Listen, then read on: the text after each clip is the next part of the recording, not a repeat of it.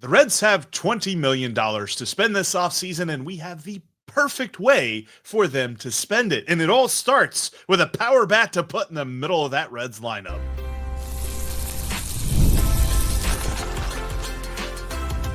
You are Locked On Reds, your daily Cincinnati Reds podcast, part of the Locked On Podcast Network, your team every day. Welcome into the Locked On Reds podcast. Locked On Reds is part of the Locked On Podcast Network, which is now the #1 sports podcasting network in all the land. Thank you all so much for doing your part to help make that happen. His name's Jeff Carr. My name's Steven Offenbaker. We are lifelong Reds fans. We're lifelong baseball fans. We love talking about the Cincinnati Reds. We love talking about baseball. We've been doing it for a combined 14 seasons now, and we appreciate you being here with us today. On today's show, the Cincinnati Reds have made their decisions on who they are going to protect from the Rule 5 draft. They added some prospects to the 40-man roster. We're going to tell you who they added, and of those guys, who could possibly make an impact on the big league club in the 2026 baseball season. We've got that coming up for you here in just a little bit. We're also going to go bargain bin shopping, so to speak. We're going to go on the hunt for some deals that we think Nick Krall can chase for the Reds bullpen. We've got that coming up for you in just a few minutes. But where we are going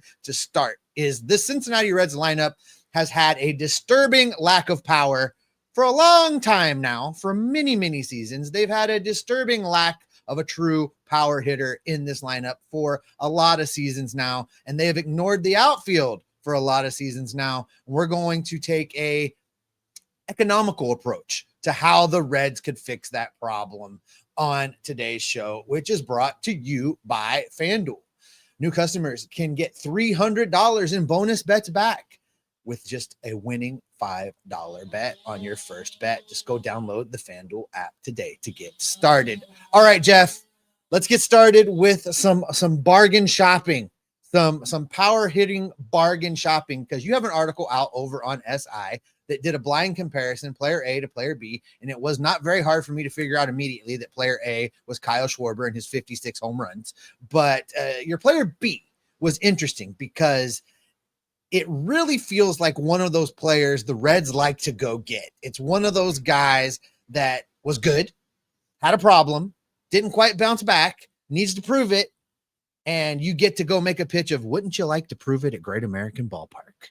Exactly. A guy who's looking for a prove-it deal is probably one of Nick Krall's most favorite free agents to go sign. And, we're talking about Rhys Hoskins, guy coming over from Milwaukee, or he's a free agent, having played 2 seasons in Milwaukee after dealing with a torn ACL in 2023 that ended his tenure with the Phillies. He played his first 6 seasons in Philadelphia, and he was very good for the Philadelphia Phillies. And that's something that I think the Reds can draw on a little bit here, because let's be honest, what's most likely to happen with the Cincinnati Reds ball club, even before you've seen the reported totals of around 20 million. Some people say 20 to 25. Some people go much more conservatively and say 15 to 20. So we're going to just look right there in the middle at $20 million. And that's where we will say this budget comes from.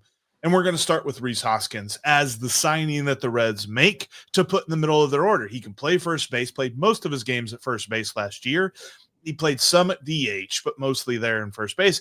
And it was interesting because he didn't have the best of seasons, and yet he still had a 108 OPS plus that still would have put him number 2 on the team for the Reds last season.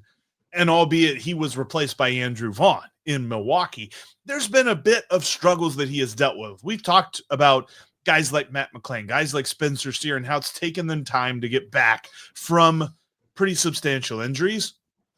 Albeit this was not a shoulder injury for Rhys Hoskins. This was a leg injury, but he had to have surgery on it. And it was a substantial injury that cost him his 2023 season. And he's never quite gotten back from that.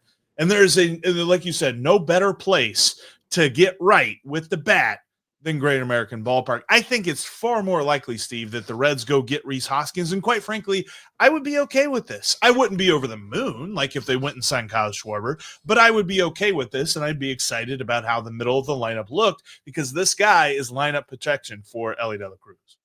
We're looking at a guy that's probably going to sign a 1-year deal. It's going to be a 1-year economical deal. The Reds love that. And we're going to get into a little bit later that all of baseball seems to love that right now. The 1-year deal is very prevalent right now. And we have some theories that we'll talk about here in a little bit. But you look at Hoskins, and I can kind of predict some of the comment section right now in that you said number 4 hitter, middle of the lineup guy. This guy hit 12 home runs last year. This is true. He had a little bit of a power outage. He's coming off of not his best year power-wise. But in 5 of his 8 big league seasons, he's hit 20 or more home runs. I think that's who he is. And you put him in Great American Ballpark for 81 games, and he's going to hit you 20 to 25 home runs at a minimum. Maybe he goes off and does better than that. But I think 20 to 25 home runs from him at GABP, that is not unrealistic at all. The year before for Milwaukee, he hit 26 home runs. So he's got the power in there. I think he just had an off year. I'm okay with this, Jeff. The more I try and wrap my head around the $20 million, if they can get away with spending $7 to $8 million on a guy that could give you 20 or 25 home runs, I'm all for that, because then they can take the rest of that money and address this bullpen, and you've done some things to get better. No, it's not Kyle Schwarber. No, none of these guys are going to be that we're going to talk about today are going to be hold up the jersey press conference signings. That's not going to be these guys. But you can get 3 or 4 guys for the same money you would spend on Kyle Schwarber and address a lot of needs that this team has. Now, there's things that could happen that we would have to revisit this. We've been talking about that Hunter Green trade for a while now. If that happens, that frees up more money. If they, make a package deal, if they move some guys, we've talked about Tyler Stevenson. If that money comes off the books, that's more money to go address a need. So things could happen between now and the end of the offseason where we have to revisit some of this. But I think this is the conversation we're having today, Jeff, is probably pretty close to the conversations they're having at Nick Krall's office down at GABP, getting ready to make their offers to free agents, getting ready for the winter meetings. And if you're looking at comparing 2 different things, like if you look at Rhys Hoskins compared to what you could get in a trade for Hunter Green, it is clear you could get a lot more in a trade for Hunter Green than you could out of Rhys Hoskins. So this is assuming that they use the $20 million on a free agent budget and they don't make that big trade. That big trade, like you said, could cover all of this. And that's probably why we saw an article from Charlie Goldsmith where he said that the biggest need for the Reds in free agency this year is bullpen, because it's likely they address the lineup through trade. I mean, maybe that is something that they could look at there, but I cannot imagine them going through an entire offseason without addressing the lineup, or at least making some effort to do that. And I think that Rhys Hoskins is that guy. Rhys Hoskins, albeit with the down numbers, still had nice peripherals. He was above average when it came to hard hit percentage, when it came to exit velocity, when it came to barrels. His swing was slightly slower than league average, but at the same time, it's not that bad everywhere else when you look at the swing path and when you look at his contact that he made, especially squaring up the ball and things like that. So the peripherals still say that he wasn't like overly horrible and he was just getting lucky, and even the numbers that we saw that weren't that good were still lucky for him. I still think he has something to give, and I think that he could give that on a 1-year deal, and that's why he should be a guy that the Reds are considering this offseason. And I know that there was reports that Nick Krall met with a whole bunch of different folks, so I'm hopeful that he's one of them. And I would say this also, Jeff, even if I knew right now that there's a deal agreed upon to trade Hunter Green for a big left fielding, power hitting bat, the guy that we've been waiting for, right? Even if I knew that was happening, I would still consider this type of deal for this type of player a Rhys Hoskins type deal type of player. Because if we learned anything over the last several years, is you need spare parts around here in the city of Cincinnati. Yes. They need to be able to move people around and do some things and compensate for injuries. They have not been good offensively, position player wise, in the depth department recently. This could help that, because if you brought in a Rhys Hoskins, he could play some first base, he can play some left field, and you go get your big move with Hunter Green. That's a bopper outfielder. That guy can move around between the corners a little bit too. And you've got the depth there now in an outfield that is sorely lacked depth for a long, long time. And you're adding then that Bopper as your new number 4 hitter. And then coming up right behind him, Hoskins, who's a guy that can give you 20, 25 home runs. So I would do both things. I'm not saying this is a one or other proposition. Even if I knew I was addressing that outfield need with a Hunter Green trade, I would still look for players like this that you could bring in on a prove it deal, get for the cheap, and have some depth around here for a change. Yeah, I think that this is the move to at least start to address this lineup, and some other moves could supplement it and make this even better. But Rhys Hoskins is absolutely worth a look. But the Reds need to retool their bullpen too. And with there, being a couple of options that they could fit into this $20 million budget, we'll dive into who those are coming up next. Look, the defense for the Bengals is just a train wreck. And quite frankly, they're getting 7 points at home against the Patriots this coming week. I'm not touching the point spread. I'm just not. But you can on over at FanDuel. And if you touch the money line, that's probably what I would look at with this brand new offer for new users. You can place a $5 wager. And if it wins, you'll get $300 in bonus bets. Looking at the money line for different things, and honestly, I don't bet against the Bengals, but I probably would advise against betting against the Bengals right now if you're looking at something like that, because man, that defense, they can't stop anything. It's getting bad there.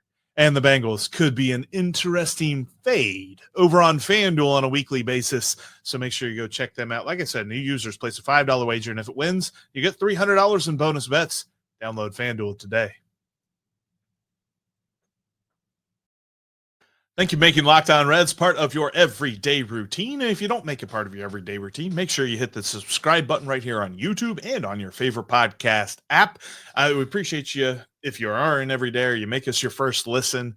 Our first listeners each and every day are awesome. And you've helped make Locked On the #1 sports podcast network in the country. So thank you very much for that as well. All right, Steve. So part of this is, looking at the $20 million proposed budget that some people are reporting that the Reds have to work with, and saying, how can they address the most needs? Rhys Hoskins sets them up that they address the lineup a little bit. Now they have to address the bullpen, and you don't just need one guy. As much as it would be nice to go out and spend $10 million, $11 million, $12 million on one guy and maybe call him the closer next year, you need multiple pitchers. And it actually, for me, starts with a lefty. And there's a guy right now that they could look at who, at least according to Spot Track, could be on a value, and that is Jalen Beeks. You can go get yourself a lefty. He pitched for Arizona last year. He's younger than Brent Suter was. He's not young. He's like going to be 33 years old, and in terms of baseball years, that's not super old. But at the same time, we're talking about a guy who can give you some production from the left side there on the mound, and he won't be that expensive. No, last year for the Arizona Diamondbacks, Jeff, he almost got to 1 WAR. He was almost a 1 in WAR, 0.9. Pitched in 61 ball games for the Arizona Diamondbacks, 57 1/3 innings. You look at his numbers. I'm not crazy about his walk rate. He had a walk rate of 3.1 per 9. I'd like to see a little bit better there, but he's kind of been that guy. If you look at his last 4 seasons, all above 3 in walk rate. So that's who he is a little bit. But also he kept his ERA sub 4. He pitched a lot of games for the Diamondbacks, still managed to strike out nearly 8 guys per 9 innings. So this is an affordable cost saver coupon of a lefty signing. And that's important because what we're talking about here is allocation of resources, right? Fun stuff to talk about in the offseason. Everybody loves to talk about the allocation of the resources. But is it better for the Cincinnati Reds, who have told you they're spending $20 million, who have demonstrated over the last several years that they're going to set a budget, they're going to stick to it. That's the amount of money that there is. Now, Nick Krall, go work some magic. They've showed us who they are.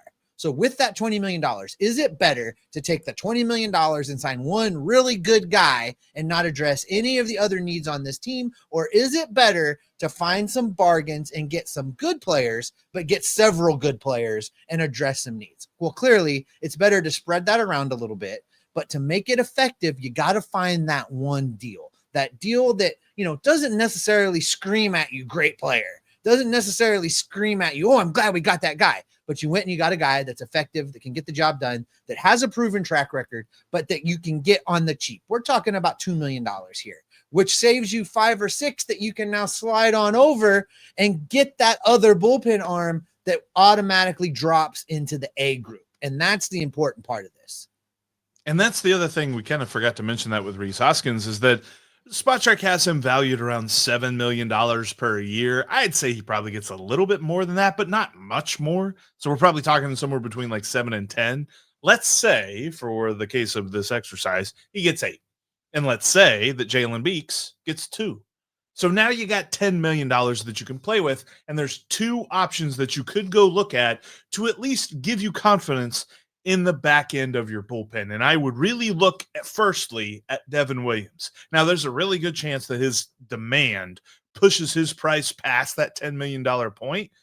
And so if you can't get Devin Williams, who we've talked about a little bit and how good he would be in this bullpen, I would go look at Kyle Finnegan. Kyle Finnegan is a guy who made his career in Washington, pitched at the end of last year with Detroit, but has overall 112 saves in his career. So much we don't love like going crazy about that stat. That just tells you he has plenty of experience closing out ball games. And so you're not just saying that going into 2026, Tony Santillan is our closer come hell or high water. You've got another option in Kyle Finnegan that maybe they duke it out. Maybe Kyle Finnegan starts the year as the closer. Maybe Tony Santillan takes it over. Whatever that looks like, I would feel much more comfortable about the bullpen if you're able to add a guy like Kyle Finnegan as well as Jalen Beeks. And then let's see what Luis May has. Let's see what Zach Maxwell has. Let's see what Connor Phillips has, rather than just handing them the keys of the car and saying, drive, kid, let's keep it between the lines. I actually like the idea of going after Finnegan or a Finnegan type rather than chasing Devin Williams, because Devin Williams is going to have 15 teams talking to him. And you're right. That is going to drive up the price. So while that is happening, the Reds should just go after another target and try and get it done. You look at what Finnegan's done in his body work. You're right. 112 saves over 6 big league seasons. Now, he's never been a high strikeout guy. He had a little blip there when he pitched for Detroit. Not a lot of sample size, 16 games. You know, he was striking out 11.5 per 9 in those 16 games. But on the year last year, struck out 8.7 per 9, walk rate under 3, which I love, 2.8. He hasn't always been that guy in his career. In fact, for his career, he's averaged 3.5 walks per 9, but we did see that down in 2025. I love that. This is the kind of guy, you're absolutely right, that has pitched in a lot of high leverage situations, a lot of ninth innings, a lot of closing out ball games. You pair him up with Tony Santillan, you've got a great 1-2 punch now in this Reds bullpen. And you might have a little cash left over to take a flyer on another guy. You know, we were talking about guys like Pierre Johnson from the Braves or Soto from the Mets. To what did I say? Pierre? It's Pierce, right? Pierce Johnson. His last name's Johnson. It's Johnson. I got that part right. I'm bad with the names. And Gregory Soto is the other guy you were talking Gregory Soto from the Mets. Yeah, both of those guys are you could go take a flyer on with a little bit of leftover money, and you've upgraded this bullpen even more. So I think this is the approach, Jeff. It's not sexy. It's not, it's not going to set the Twitter afire. We're not going to see, all of the social media posts of everybody losing their mind. But these type of moves would make this team better for 2026. And when you look though at what's going on in baseball right now, we saw 4 qualifying offers picked up. Yes. Yesterday. Yep. Mm-hmm. All 1 year, $22 million deals. And I think the reason that we're seeing that, and we heard this from our buddy Chuck up in Milwaukee, right? That, guys aren't getting multi-year offers right now. There's a notable lack of offers coming into the big free agents for multi-year deals. I'm telling you, tell me the owners are worried about the CBA without telling me the owners are worried about the CBA. Lots of 1 year deals, I think, is what we're going to see this year as baseball gets ready to chain the gates for 2027. I think this is the year you can get guys on 1 year deals because everybody has kind of a read on the lay of the land. And more to your point as well, like following that up, like I feel like if you tell Nick Krall, this is the move that you can make and you will get noticed and everybody will be talking about the move that you just made because it's epic. Or here's a bunch of solid moves And everybody's going to be doing that. Well, that's all right. That's a fine move. I think Nick Krall goes for the fine move like 9 times out of 10. And so I'd still go back to the fact that, man, I'd love it, but I'd be shocked if Kyle Schwarber does end up signing here, or Kyle Tucker, or Pete Alonso, or any of the guys that are on the top shelf of this free agent hot stove season. He's going to be going for quantity over quality, and then hoping that some of the guys that are in-house now really take a step forward next year, as much as we all love that word hope. Yeah, well, Nick Krall has a chance. He can address multiple needs while accepting just a few flaws from these guys and do all of that on a shoestring budget, which is what he's been given to work with. Yeah. All right, Jeff, let's move on from the bargain bin shopping, the goodwill free agency that Nick Krall has to put together. And let's talk about the 40-man roster, because the Reds protected some guys from the Rule 5 draft, and at least one of those guys could impact the big league club in 2026. We're going to talk about those guys coming up next.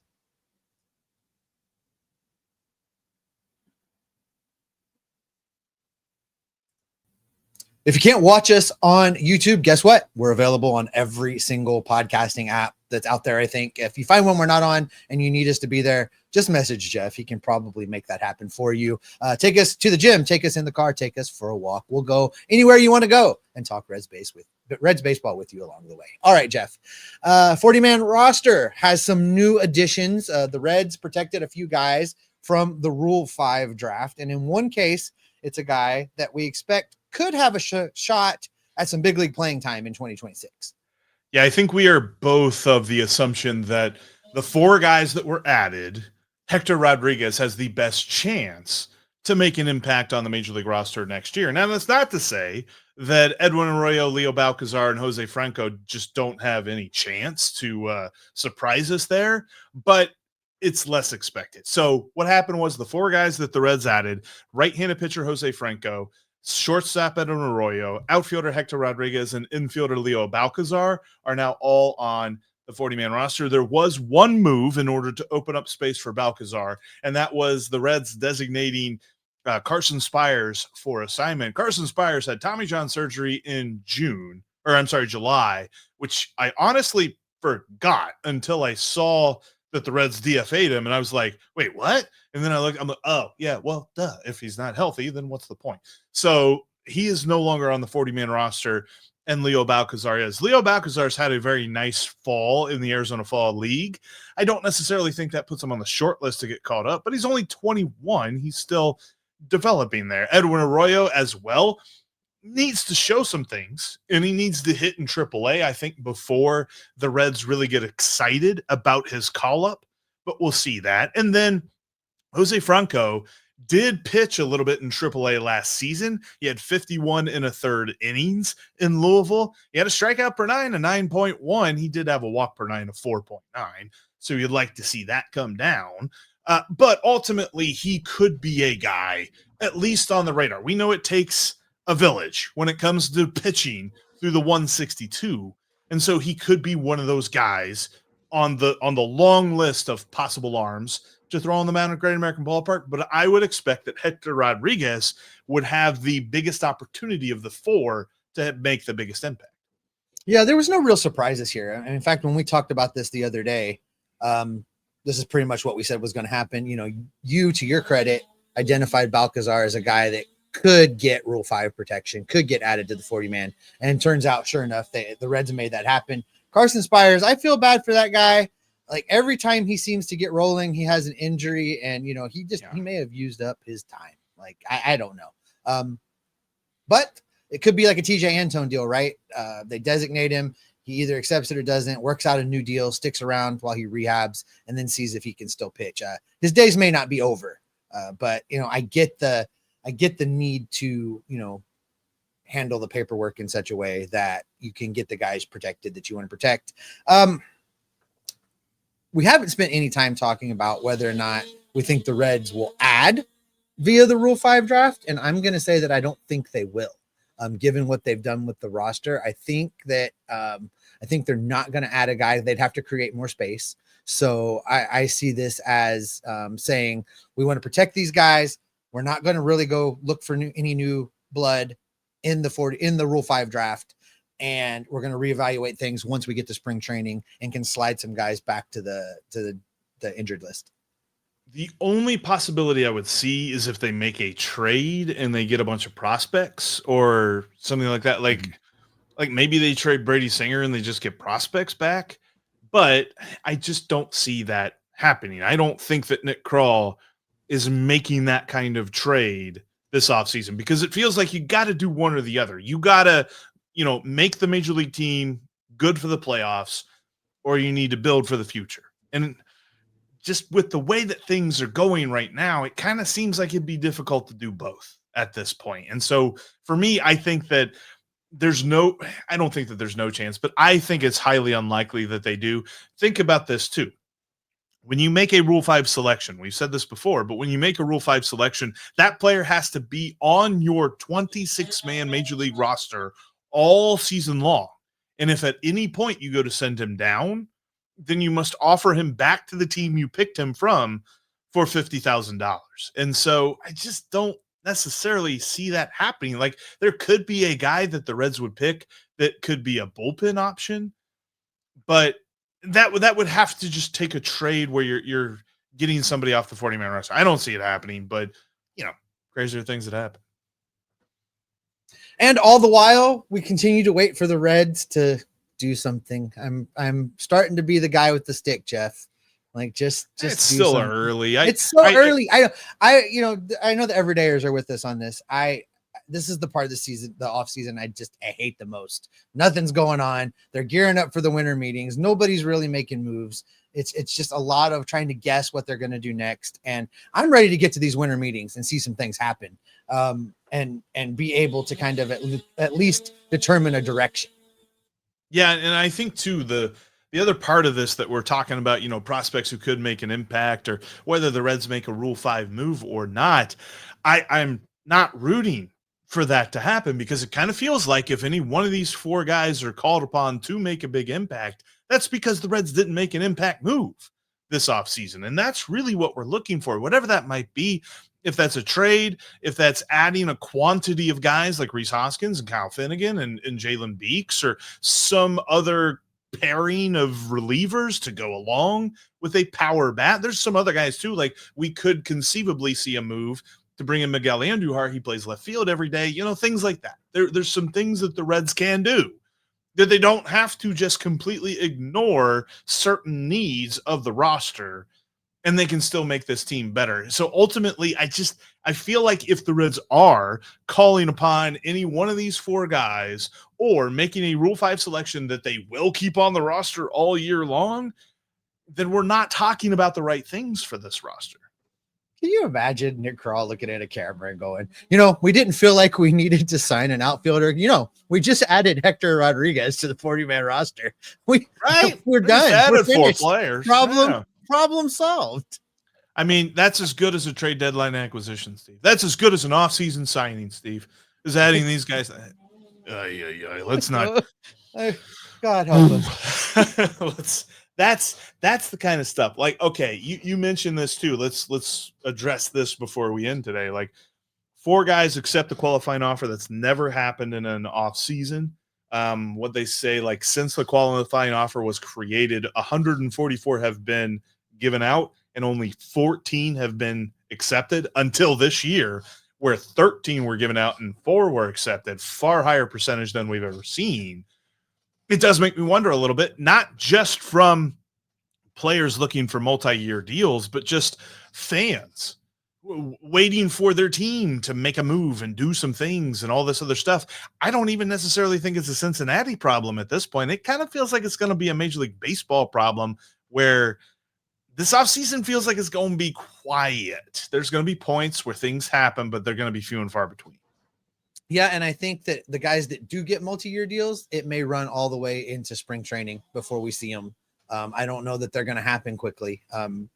But What was that offseason that Bryce Harper and Manny Machado didn't sign until like January or February? It could be like that. And I even the non-qualifying offer, the free agent signings, I think we'll see a lot of 1-year deals or a 1 year with a second year option, mutual option, things like that. I really truly believe that these owners are gearing up for a 2027 lockout and that they're not trying to sign guys to giant deals that are going to still have to be paid after the dust settles. So I think this is going to be a very, very interesting offseason from a standpoint of people are going to be doing things that they don't normally do. Yeah, it kind of feels like, I don't know. It just feels like they are waiting for the confirmation on what the economics of baseball will look like after the CBA is over, which is frustrating because it seems as though the window of playoff contention has opened for the Reds, but it seems as though it's a league-wide mandate to sit on your hands. And the Reds are obviously not going to buck trends here and start spending money now. They're going to wait. And that's going to be the frustrating part of this winter. And that happy note is where we're going to go ahead and wrap it up for today. Thanks as always for making Locked On Reds your first listen each and every day. Thanks for being here. We appreciate you. Now go make your second listen to the Locked On MLB feed. Sully's got you covered over there with all of the news from around the league each and every day. Give him a listen. You'll be glad you did. We'll be back in your feeds tomorrow with more of the news, the notes, the rumors, and the reports to keep you Locked On Reds every single day. He's sawing a lot of logs over there. I'm going to tell you what, like, nothing like recording a podcast with a chainsaw exactly right outside your desk. Are you actually recording a podcast at like the strongman competition? You remember those things that like they showed like the middle of the afternoon on ESPN where it was like some dude from Switzerland just cut down 5 trees in like 20 seconds? Yeah, it's my turn next. I just figured I'd knock this out real quick. Yeah, good luck.